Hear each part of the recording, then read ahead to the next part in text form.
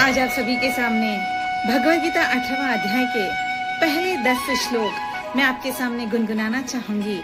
मेरे साथ साथ भक्तिमय हो जाइए और मेरे चैनल को लाइक, सब्सक्राइब और फॉलो जरूर कीजिए।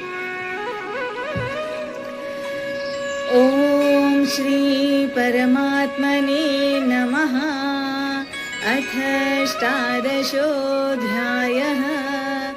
अर्जुन उवाच संन्यासस्य महाबाहो तत्त्वमिच्छामि वेदितुम् त्यागस्य च ऋषिकेश पृथक् केशिनिषूदना। श्रीभगवानुवाच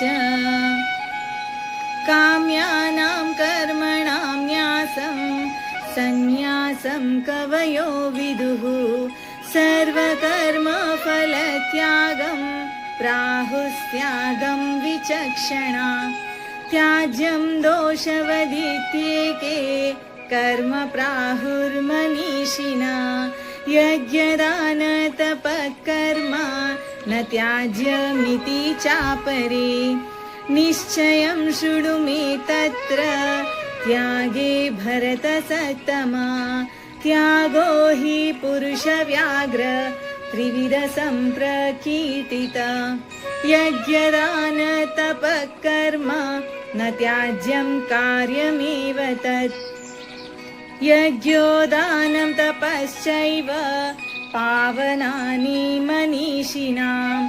एतान्यपि तु कर्माणि सङ्गं त्यक्त्वा फलानि च कर्तव्यानीति मे पार्थ निश्चितं मतमुत्तमम्।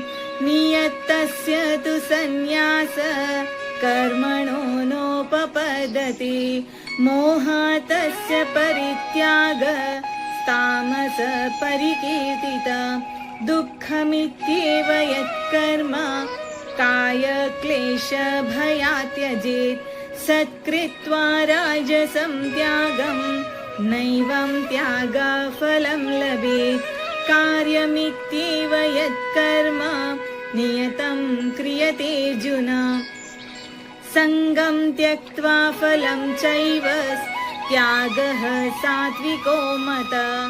न दृष्ट्य कुशलं कर्म कुशलेनानुसज्जते। त्यागी सत्त्वसमाविष्टो मेधावी छिन्न संशय। त्यागी सत्त्वसमाविष्टो मेधावी छिन्न संशय।